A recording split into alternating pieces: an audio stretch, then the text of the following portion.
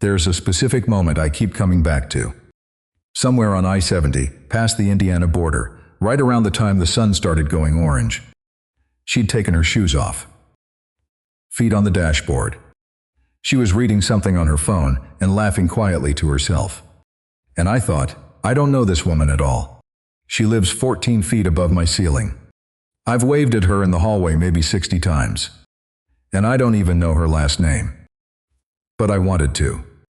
And that scared me more than anything had in a long time. I need to back up. 5 in the morning, late June.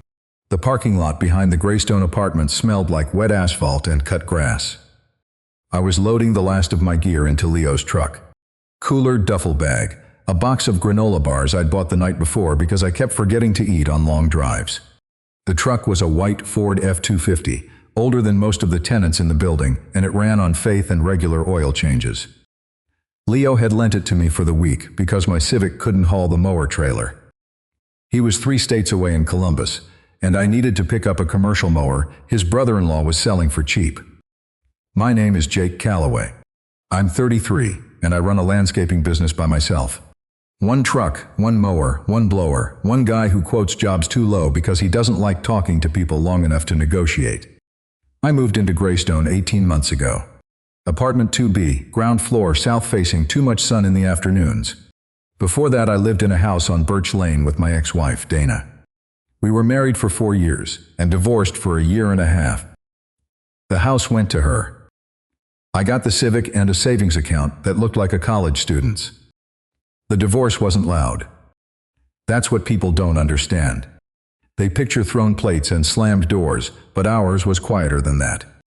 We just ran out of things to say. I'd come home from a job covered in dirt, and she'd be on the couch with her laptop, and we'd sit in the same room for 3 hours without speaking. Not angry silence. Just nothing. The absence of any reason to open your mouth. She asked me to leave on a Tuesday. I remember because I had a mulch delivery scheduled for Wednesday, and I spent the night in my truck outside a Home Depot trying to figure out whether I should cancel it. I didn't cancel it. The next morning I delivered the mulch, quoted 2 new jobs, and found the apartment listing on my phone during lunch. That's how I handle things. I keep moving until my hands are too sore to think about anything else. I mow lawns and edge sidewalks and pull weeds out of beds that nobody cares about, and I do it 7 days a week if the weather holds. Greystone was fine. Clean building, quiet neighbors, a laundry room in the basement that smelled like dryer sheets and mild regret. My apartment had 1 bedroom, a kitchen with a stove I rarely used, and a living room where I kept a couch, a TV, and nothing on the walls. My sister saw it once and said it looked like a safe house. She wasn't wrong. The upstairs neighbor moved in about 2 years ago. Apartment 3B. I heard the movers' first heavy footsteps and furniture scraping across the floor, then a muffled apology through the ceiling. After that it got quiet. And then, over the next few weeks, I started noticing her. Marin. I didn't learn her name for 3 months. She was just the woman upstairs. The one who came and went at odd hours. I'd hear her footsteps above my ceiling at 2 in the morning, soft but deliberate, like she was pacing. Then nothing for days. Then the pacing again. We passed each other in the hallway maybe twice a week. She'd nod and I'd nod. Sometimes she was carrying a canvas bag of groceries. Sometimes she had headphones in and didn't see me at all. She was maybe 30. Brown hair, usually pulled back. She wore the same gray jacket in 3 different seasons, like it was the only one she owned. I didn't think about her. That's not true. I noticed her.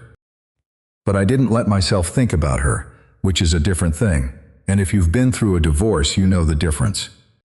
You notice someone, and then you put a wall up so fast you almost forget you noticed. Because noticing leads to interest, and interest leads to vulnerability, and vulnerability is the thing that got you living in a 1-bedroom apartment with nothing on the walls. So I nodded. She nodded. And that was it for 2 years. Until the stairwell. The night before the trip, I was hauling my cooler down from the 2nd floor. The elevator in Greystone had been broken since April, and management kept promising a repair that never came. The stairwell smelled like paint and someone's leftover Thai food. I was rounding the landing between the second and third floors when the door opened and Maren came through. She was holding a mug. Not a travel mug. A real ceramic mug, like she'd just walked out of her kitchen mid-sip. She looked at me, then at the cooler, then at the duffel bag over my shoulder. "Going somewhere," she said. "Columbus," I said. "I'm picking up a mower for my business." She nodded, like that was a perfectly normal thing to say at 10 at night in a stairwell. "Long drive," she said. "About 7 or 8 hours depending on stops." "I'm leaving early." She took a sip of whatever was in the mug. I could smell it from where I stood. Something herbal, not coffee. And then I said it. I don't know why I said it. I think I was tired, and when I'm tired I get stupid, and when I get stupid I say things I'd never say with a full night's sleep. "You should come," I said. "Road trip." "I've got the whole truck." I said it the way you say things you don't mean. Loose and light, the kind of offer that dissolves before it hits the ground. She looked at me for about 2 seconds. Maybe 3. Long enough that I started to feel the weight of what I'd just said. "Okay," she said. Just the word, flat, no smile, no question mark. Like she was confirming a dentist appointment. I laughed. She didn't. I said I was kidding. She said, "I know." But okay. Then she walked back through the door, and I heard her footsteps going up the stairs above me. The same soft, deliberate steps I'd been hearing through my ceiling for 2 years. I stood there holding the cooler for probably 10 seconds too long. Then I went downstairs and loaded the truck and told myself she wasn't serious. She wasn't serious. People don't say okay to a stranger's road trip invitation at 10 at night and then show up at 5 in the morning. That's not how people work. That's not how Maren worked. Maren was the not in the hallway woman. Maren was footsteps above my ceiling and a gray jacket in 3 seasons. Not serious. I finished packing and went to bed. Set my alarm for 4:30. Lay there staring at the ceiling, which was also her floor, and listened for footsteps. Nothing. See, not serious. I woke up before the alarm. Showered, pulled on jeans and a t-shirt, grabbed my phone and my wallet and the bag of granola bars. Went outside to do one final check on the truck. I walked around it twice, checking tires, oil level, hitch connection. The trailer was already hooked up, empty, ready for the mower. The parking lot was still dark. The streetlight on the corner of Greystone flickered the way it always did, like it was trying to decide whether to commit. I could hear birds starting up somewhere behind the building and the low hum of the interstate 2 miles east. I was checking the trailer lights when I heard the front door of the building open. I looked up. Maren was standing on the front step. She had a small duffel bag over one shoulder and a thermos in her hand. She was wearing jeans and a sweatshirt I'd never seen before, dark green, too big for her. Her hair was down, which I'd never seen either. It was longer than I thought. She walked across the parking lot toward the truck. Didn't rush, didn't hesitate. Just walked, like this was something she did every morning. Like 5 a.m. Truck arrivals were part of her routine.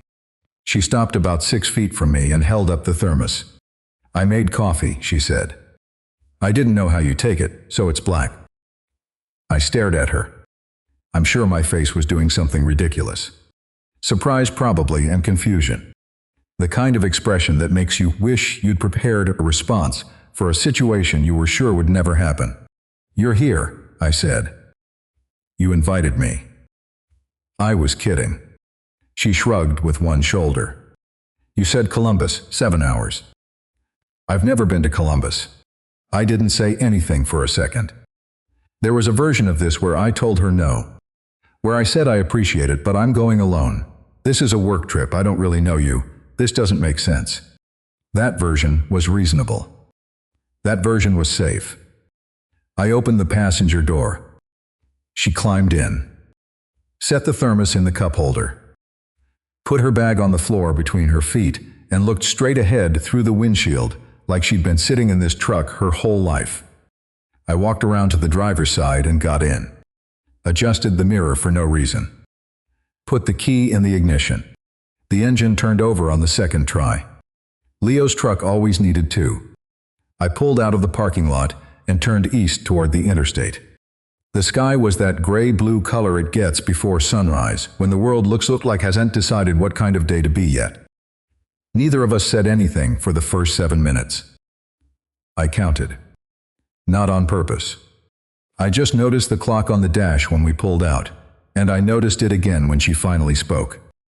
"You don't have to talk to me," she said. "I brought a book." She held up her phone. I didn't ask what she was reading. We merged onto I-70. The road was empty enough that the headlights felt unnecessary, but I left them on. The trailer rattled behind us, hollow and loud in the quiet cab. My phone buzzed in the cup holder. I glanced at the screen. Leo.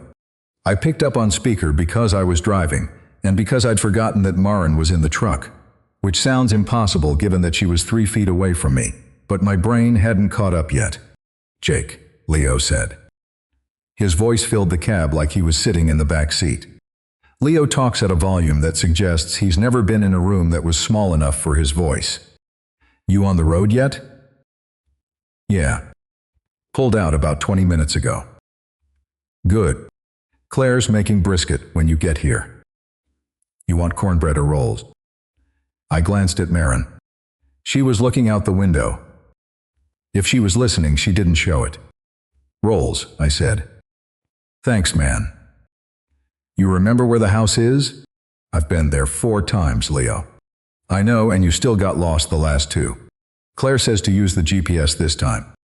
She's tired of giving directions over the phone while the food gets cold." I could hear Claire's voice in the background, distant, saying something I couldn't make out. Leo laughed at whatever it was. The kind of laugh that comes from 20 years of inside jokes. The kind you can't fake. "I'll figure it out," I said. "All right. Drive safe. Call me when you're past Indianapolis." He hung up. The cab went quiet again. Just the engine and the trailer and the sound of tires on pavement. Maren looked over at me. "Leo," she said. Not a question. Just the name, like she was filing it away somewhere. "Friend of mine," I said. "It's his truck." She nodded and looked back out the window. "He sounds loud," she said. "He is." That was the end of it. She went back to her phone and I went back to the road.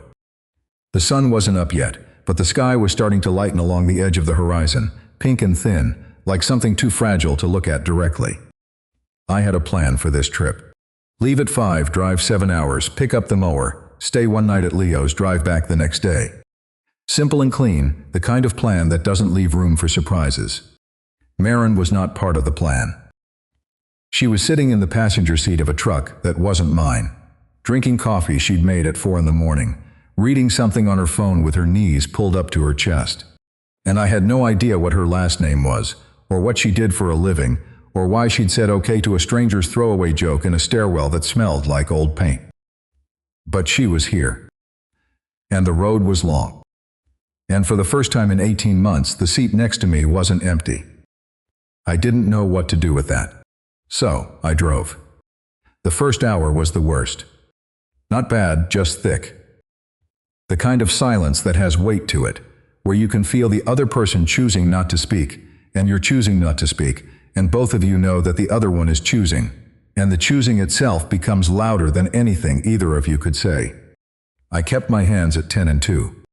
Watched the mile markers in the sky getting brighter in stages, gray to pink to pale yellow. The trailer rattled behind us like a tin can on a string. Maren had her knees up again, phone in one hand. She hadn't looked at me since the Leo call, and I hadn't looked at her except in the corner of my eye, which doesn't count. Or maybe it counts more.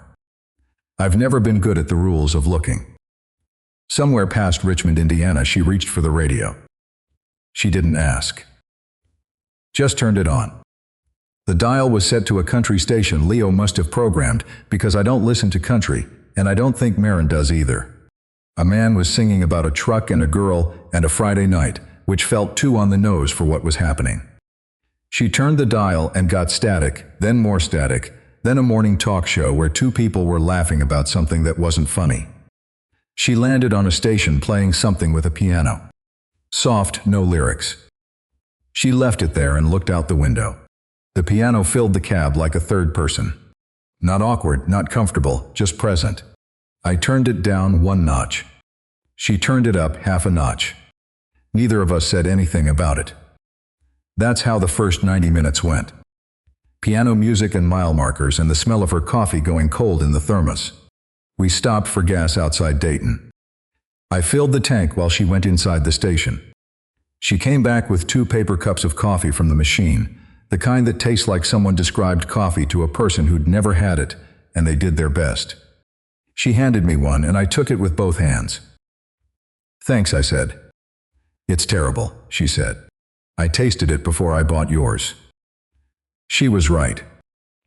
It was terrible. I drank it anyway because she'd bought it, and because my hands needed something to hold. We stood in the parking lot for a minute. The sun was fully up now, flat and white, and the gas station smelled like diesel and old hot dogs. She squinted at the road ahead like she was calculating something. "You do this a lot," she said. "Long drives." "For work." "Yeah. I pick up equipment, drop off mulch." Once I drove to Pennsylvania for a chipper that turned out to be broken. She almost smiled. The corner of her mouth moved about 2 millimeters, and I noticed because I was watching. I was watching because she was standing in gas station light, drinking bad coffee, and something about the whole picture made my chest feel strange. "What do you do?" I said. I realized I still didn't know.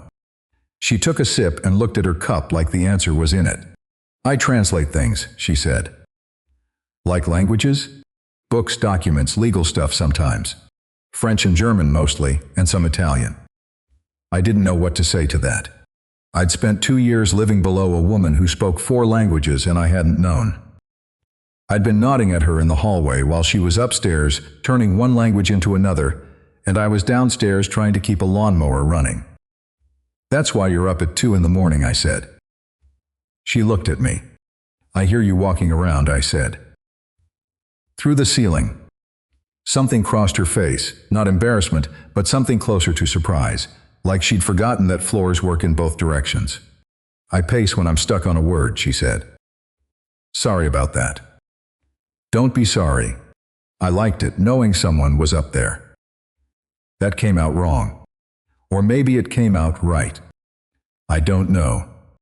She looked at me for a second longer than felt normal, then got back in the truck.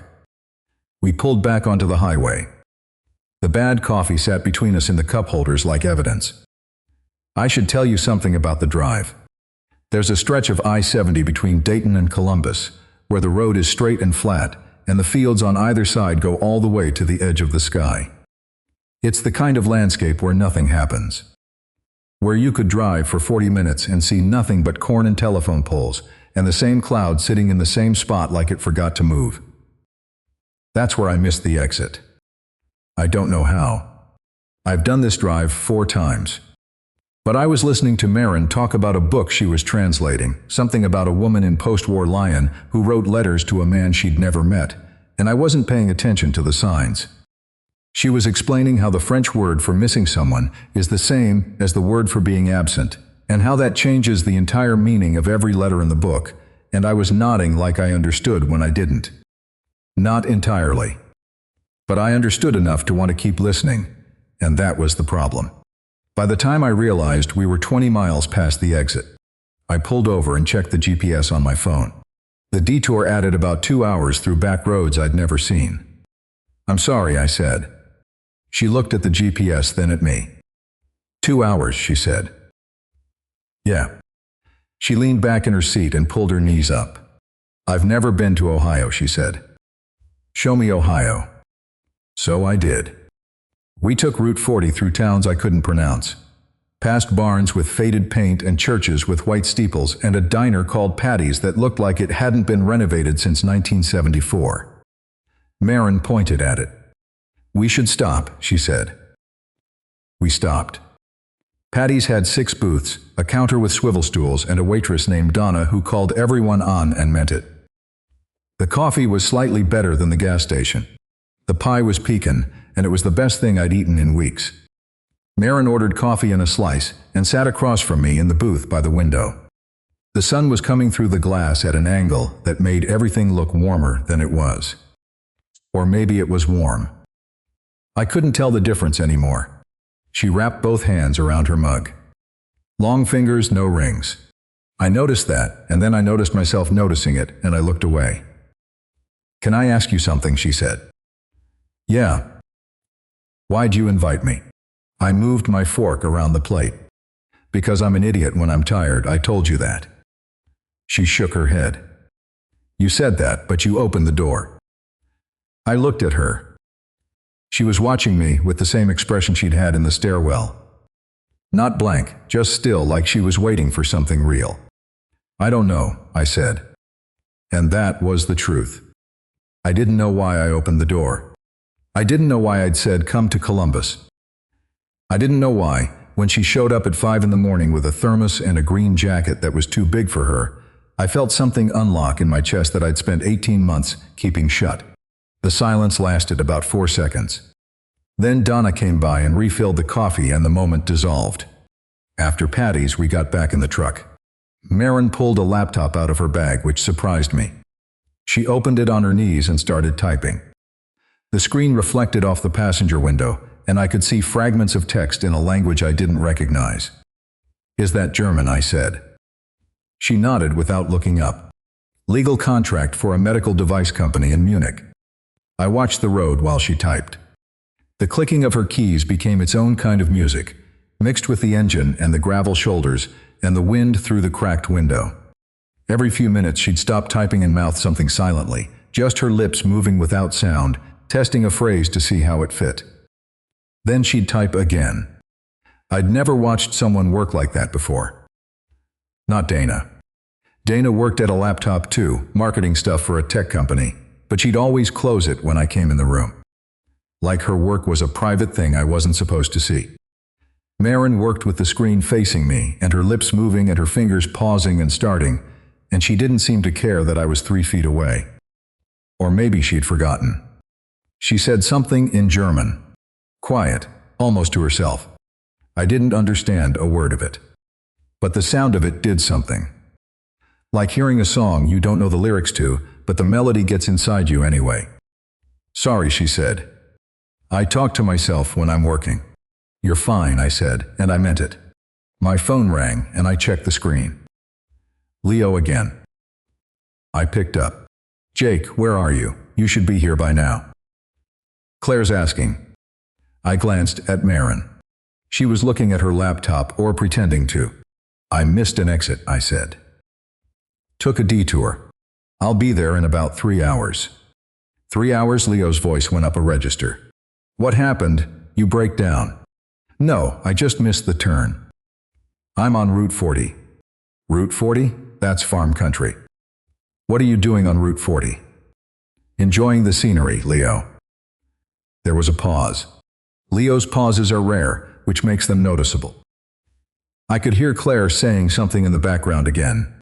Jake, Leo said. His voice dropped half a register, which meant he was about to say something he thought was perceptive. Are you alone? I didn't answer right away, which was the wrong move, because Leo has the instincts of a hunting dog when it comes to evasion. Yeah, I said, and he jumped on it immediately. You hesitated for 2 full seconds, he said. Who's with you? Maren was looking at me now. I could see her reflection in the windshield, half of her face and the green of her jacket. Nobody, I said, and I could feel how stupid it sounded. Nobody is with me. Leo started laughing. The deep kind, the kind that starts in his belly and works its way out. I could hear Claire's voice in the background, sharper now, asking what was so funny.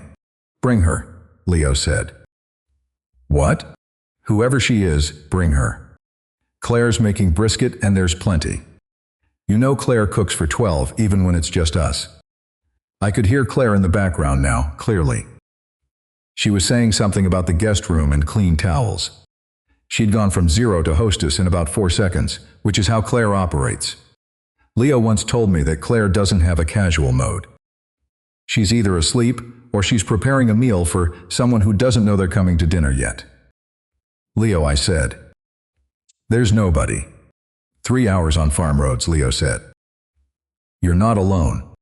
I've known you for 15 years, Jake. You take the fastest route everywhere. You once drove 30 miles out of your way to avoid a traffic light that takes too long. That light is 4 minutes, I said. Bring her, Leo said again. I'll set up the guest room. Claire's already pulling out the good plates. He hung up before I could argue.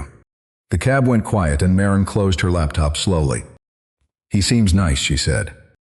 He's a lot. She looked out the window. The fields were gold now, late afternoon, and the light made everything look softer. Like the whole state was trying too hard to be beautiful. I don't have to come in, she said. When we get there, I can wait in the truck or find a coffee shop. I kept my eyes on the road. My hands tightened on the wheel, not from frustration but from something else. From the fact that she was offering me an exit, and I didn't want to take it. He said to bring you, I said. You told him nobody was with you. I know. She was quiet for a second. Then she said, why? I didn't have a good answer. Because explaining Maren to Leo would mean explaining Maren to myself, and I hadn't done that yet. Because saying my neighbor came along would make Leo ask questions I didn't know the answers to. Because the truth was simpler and more complicated than anything I could fit into a phone call with a man who'd been happily married for 20 years and thought the solution to everything was a brisket and clean towels. Because I don't know what this is, I said. She nodded. Like that was an acceptable answer. Like that was exactly the answer she'd expected. We drove the last hour in a different kind of quiet. Not the thick silence from the morning, and not the careful distance of two strangers sharing a cab. This was softer. The kind of silence where you don't talk because you don't need to, where the absence of words isn't empty but full. She put her laptop away and watched the road. I watched the road. The fields turned from gold to amber to that deep orange that only happens in the last half hour before the sun gives up. And somewhere between a town called Zanesville and the outskirts of Columbus, she reached over and turned the radio back on. Found the piano station and turned it up one notch.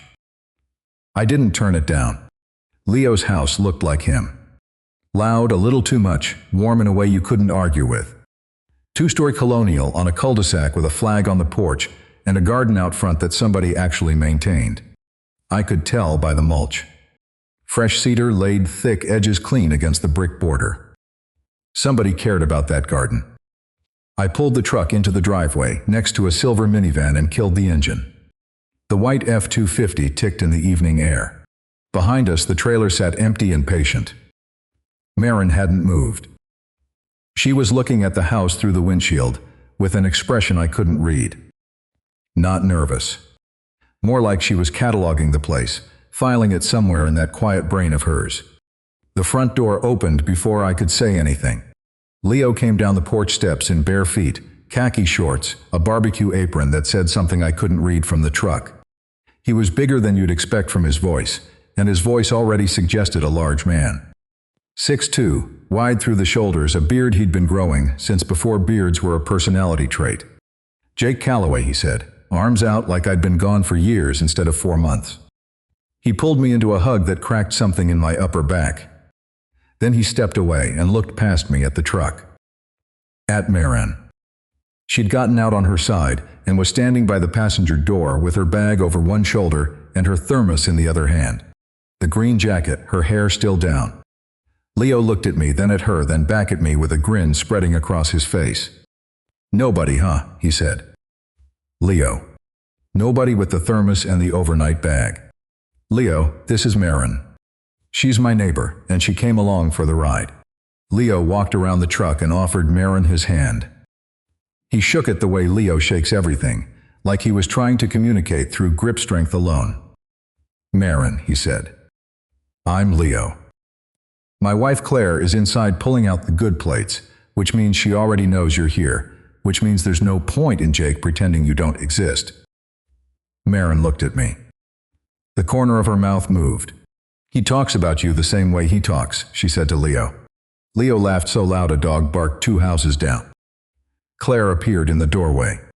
She was shorter than Leo by about a foot, dark hair pinned up, reading glasses pushed onto the top of her head. She had a dish towel over one shoulder, and she was already smiling at Marin like they'd met before. "Come in," she said. "Both of you. Brisket's resting and I made rolls because apparently someone has opinions." She meant me. I'd told Leo rolls. Claire hugged me at the door, quick and tight. Then she looked at Marin and her smile changed. Got softer. The kind of smile women give each other when they're deciding whether to trust someone, which is a different process than how men do it. Faster. More accurate. "You must be tired," Claire said to Marin. 7 hours in a truck with Jake and no air conditioning. "The truck has air conditioning," I said. "It hasn't worked since 2019, Claire said without looking at me. She was right. I'd had the windows cracked the whole drive and hadn't mentioned it.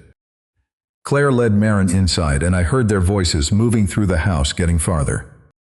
Something about the guest room, something about towels, something I couldn't make out that made Marin say a word in what sounded like German, and Claire laughed.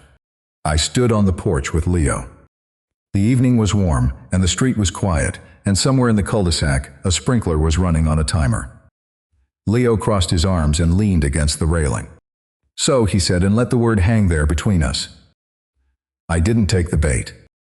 He just stood there with his arms crossed, and that expression on his face, the one he gets when he's already decided what he thinks, and he's waiting for you to catch up. "She's my neighbor," I said. "You said that. From the building, apartment 3B, she lives right above me." "I heard you the first time." I shifted my weight from one foot to the other.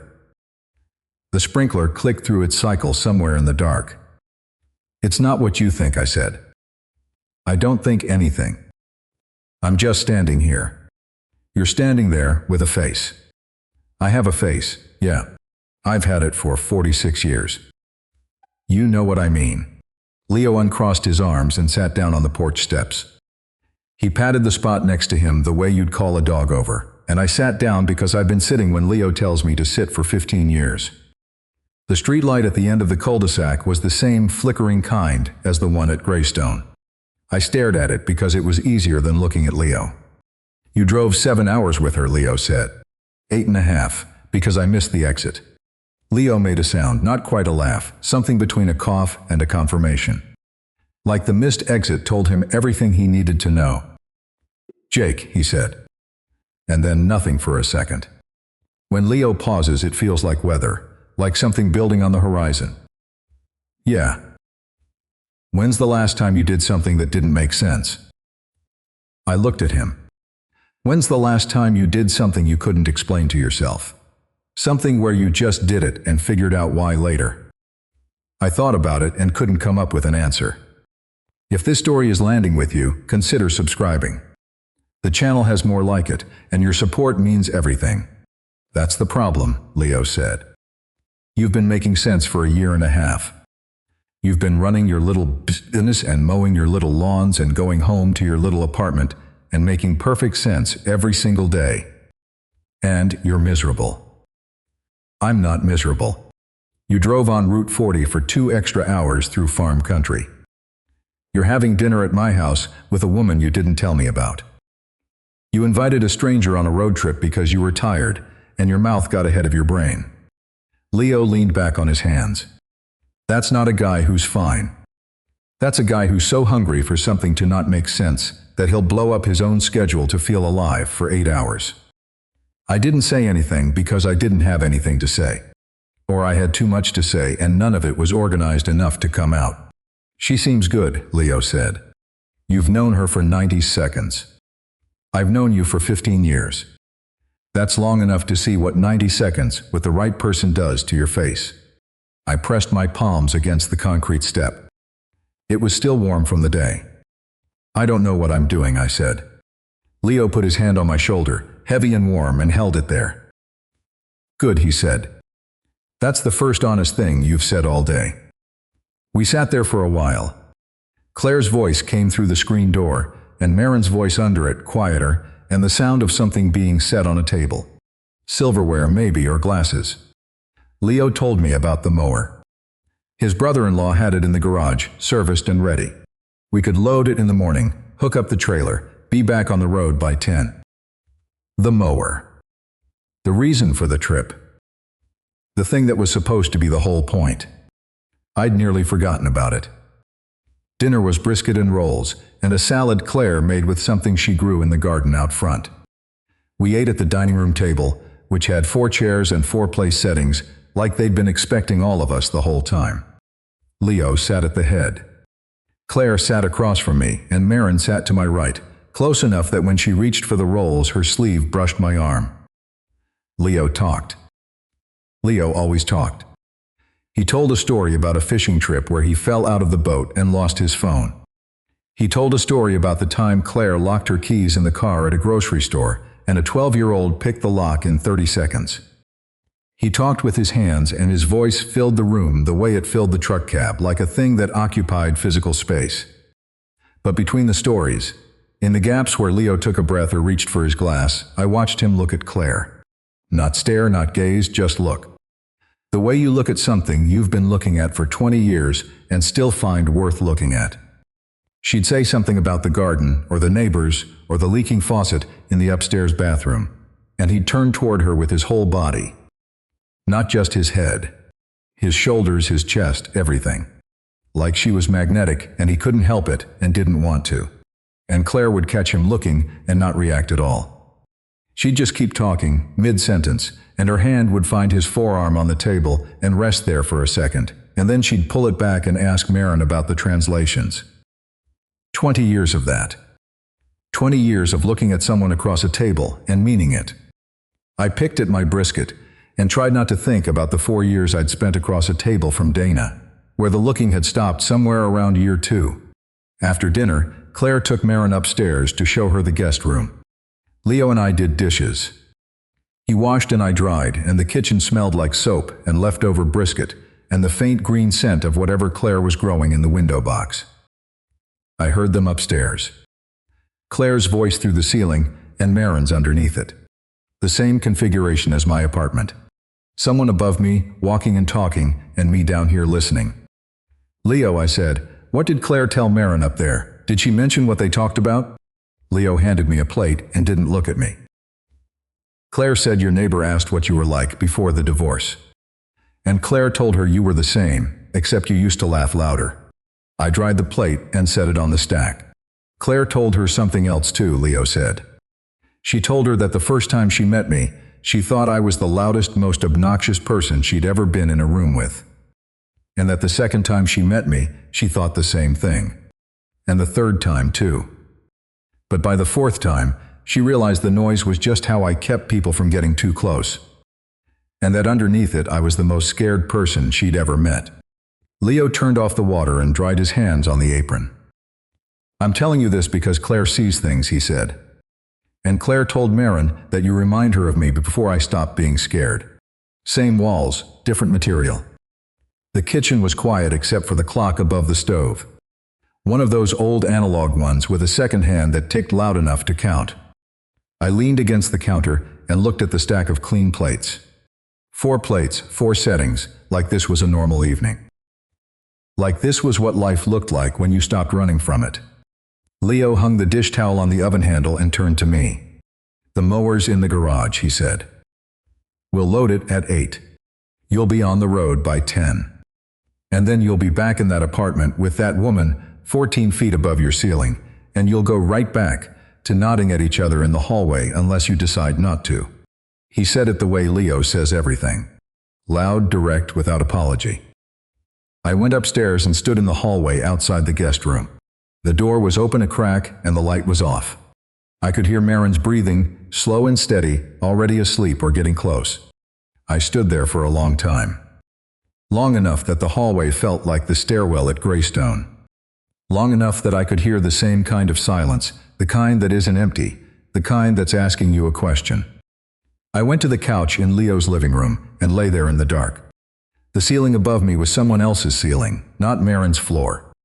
And for the first time, the absence of her footsteps felt like something missing instead of something I'd gotten used to. The mower was in the garage. The trailer was in the driveway. By 10 in the morning, the whole excuse for this trip would be loaded and tied down and finished. The drive home was 8 hours. Less if I took the interstate, less if I didn't miss any exits, less if I drove the way I always drove, fast and efficient and making perfect sense. I didn't want to make sense. Leo was right about that. I'd been making sense for 18 months and it had gotten me a clean apartment with nothing on the walls. And a business I ran alone and a neighbor I'd been waving at for 2 years when I should have been knocking on her door. I closed my eyes. The house settled around me, and somewhere upstairs a floorboard creaked. One creak, soft and deliberate. She was awake too. I didn't go up. But I didn't close my eyes again either. I lay on Leo's couch and listened to the silence and let myself want something without immediately talking myself out of it.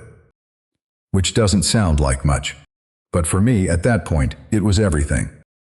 Leo woke me up at 7:30 by dropping a coffee mug on the kitchen counter hard enough to rattle the cabinets. I don't think it was on purpose. Leo just doesn't know how to do anything quietly. I sat up on the couch and stared at the ceiling. Light was coming through the front windows in long, flat bars across the carpet. My neck hurt from sleeping at an angle, and my mouth tasted like the inside of a glove. "Morning," Leo said from the kitchen. He was wearing the same apron from last night, which meant either he'd been cooking already or he'd never taken it off. Both seemed equally possible. "Claire's making eggs," he said. "You want cheese in yours?" I stood up and rubbed my face with both hands. My phone was on the coffee table, screen dark. No messages. "Where's Marin?" I said. Leo pointed at the ceiling with his spatula. "Guest room." "She's been up for an hour. Claire heard her walking around at 6. Walking around. Pacing. The same thing she did at 2 in the morning in apartment 3B when she was stuck on a word. The same sound through the same kind of ceiling, 300 miles from home. I went to the bathroom and washed my face. The mirror was the kind with a thick oak frame that made you look like a portrait of yourself. I looked tired.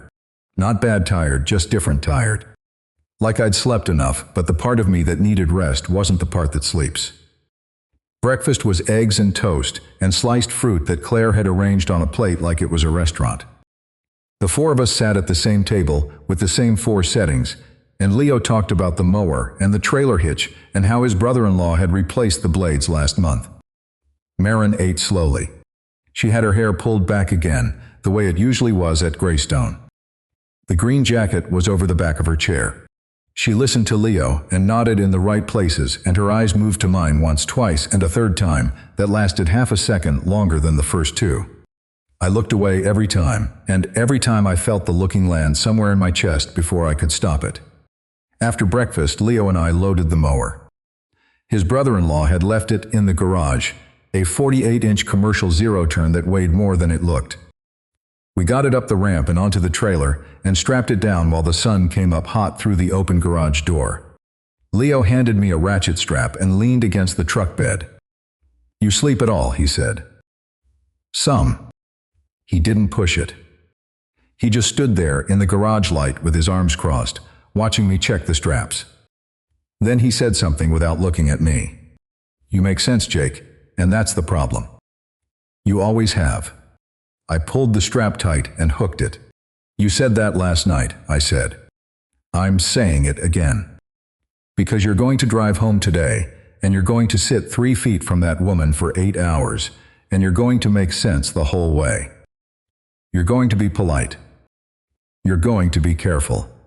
You're going to drop her off at the apartment and go back inside your place and sit on your couch and listen to her walk around above you for the next 2 years."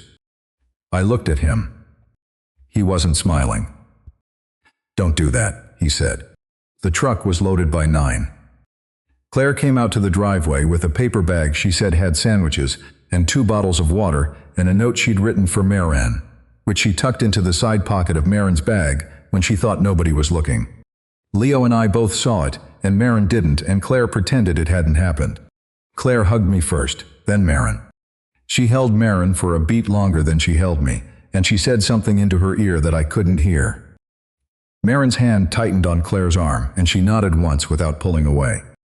Leo shook my hand, then pulled me into a hug that felt like a structural test. "Call me when you get home," he said. "I will." "I mean it, Jake. Don't text, call. I want to hear your voice when you tell me how it went." I didn't ask what he meant by that. I knew what he meant. We pulled out of the cul-de-sac at 9:40.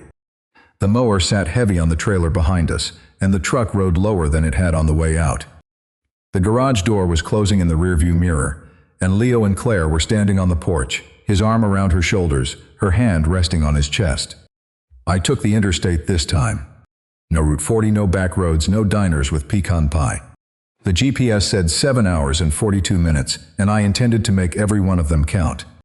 Marin sat in the passenger seat. Same posture as the morning we left, knees up, bag on the floor, phone in her lap. But something was different. She wasn't cold, and she wasn't distant, just careful, like she was carrying something fragile and trying not to jostle it. We didn't talk for the first hour. The radio was off.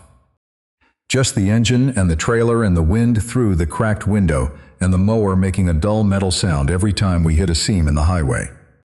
I kept thinking about what Leo said in the garage. About making sense. About 2 years of walking past someone who was right there. Somewhere around the Indiana border I pulled off at a rest stop. Not because I needed gas or a bathroom, but because the truck cab felt too small and too big at the same time, and if I didn't get out of the seat I was going to say something I wasn't ready to say while going 70 on the interstate. The rest stop had a bench under a maple tree near the edge of the parking lot. I sat down. The wood was warm from the sun. I could see the truck from where I sat, the trailer, the mower strapped down under the blue ratchet straps. Marin got out. She walked across the lot and stood near the bench without sitting down. She had her arms crossed, not defensive, more like she was holding herself together. She looked at the tree and then at me and then at the tree again. "Can I sit?" she said. "It's a public bench." She sat. About 2 feet of space between us. The maple tree threw shadows across both of us in the same pattern. I stared at the truck. The white F-250, with the trailer and the mower and the reason this trip existed. The excuse. The thing I'd told myself this was about. "I heard you," Marin said. I looked at her. She was looking at her hands. "Last night," she said. "At dinner. When Leo asked why you didn't tell him about me. You said, because I don't know what this is." I remembered.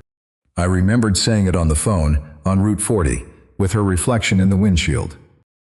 "Yeah," I said. She pulled at a thread on the hem of her sleeve. Slow, deliberate, the way she paced at 2 in the morning. "I said okay in the stairwell because I wanted you to ask me," she said. Her voice was low, not quiet but low, like she was pulling the words up from somewhere deep. "I've been in that apartment for 2 years," she said. "I moved there after a contract ended in Hamburg, and I didn't know where else to go. I picked the building because it was cheap and quiet, and I thought quiet was what I needed." She stopped pulling at the thread. "And then I kept hearing you. Below me. Your door closing in the morning. Your truck starting in the parking lot. The sound of you coming up the stairs at night, always the same time, always the same pace. And I'd be sitting at my desk at 2 in the morning translating a legal filing about patent law in Munich, and I'd hear you moving around down there, and I'd think, he's awake too." She looked at me. Her eyes were steady and her jaw was tight, like she was holding the words in place by force. "You joked about the road trip. I know you were joking. But when you said it, I thought, if I don't say yes right now, I'll go back upstairs and listen to him through the floor for another 2 years, and never know what his voice sounds like when he's not being careful." I couldn't look away from her. I tried. My body didn't cooperate. I didn't say anything for a few seconds. Not because I didn't have words. Because the words I had were too simple, and I kept thinking they needed to be more. That the moment required something bigger than what I could offer. But the thing about Leo's speech, and Claire's quiet confidence, and 20 years of looking at someone across a table and meaning it. The thing about all of that is it made me realize that the big moment isn't big. It's the smallest thing you can say if you say it without the padding. I should have knocked on your door, I said. She didn't move. 2 years ago or a year ago or 6 months ago. I should have come upstairs and knocked on your door and said something. Anything. I don't know what I would have said. I didn't have a speech, and I still don't. But I should have knocked. Her hand moved across the bench. Not to mine. Just closer. An inch of warm wood between her fingers and mine. You're knocking now, she said. The maple tree moved in the wind above us, and the shadows shifted across the bench, and I put my hand over hers. Her fingers were cool from the air conditioning in the truck, and they curled around mine. And neither of us said anything for a while. We got back in the truck. She didn't pull her knees up this time. She sat with her feet on the floor and her hands in her lap, and when I started the engine she reached for the radio and found the piano station, and it filled the cab the way it had on the drive out. Like a third person who knew when to stay quiet. I drove. She sat beside me. The mower rattled on the trailer behind us, and the highway stretched flat and long ahead of us, and the sun moved across the sky the way it does when you stop watching it, all at once and without permission. We talked. Not about everything, and not about the future or the past or what this was or what it meant. She told me about Hamburg, about the apartment she'd had there, smaller than 3B, with a window that looked out onto a canal. About the morning she'd packed one suitcase and flown back to the States without telling anyone where she was going. I told her about Dana a little. About the mulch delivery the morning after she asked me to leave. About the walls I hadn't hung anything on because hanging something up felt too permanent for a place I hadn't decided to stay in. She said, "You've been there 18 months. I know. She almost smiled. The same 2 millimeters from the gas station parking lot. The Greystone parking lot looked smaller than I remembered. The streetlight on the corner flickered in its usual indecisive way. I pulled the truck into the same spot I'd left from 2 days ago and killed the engine. The building sat there, brown brick, 4 stories, the broken elevator, and the stairwell that smelled like paint. My apartment on the 2nd floor, hers on the 3rd, 14 feet of floor and ceiling between us. We sat in the truck for a minute. The engine ticked. The mower cooled on the trailer behind us. The parking lot was empty except for my Civic, which was right where I'd left it, dusty and patient. My phone buzzed and I looked at the screen. Leo. Not a call but a text, just one line. Stop making sense. I put the phone back in the cup holder and looked at Marin. She was looking at the building the same way she'd looked at Leo's house when we pulled in. Cataloging. Filing. I should go up, she said. Yeah. She picked up her bag from the floor.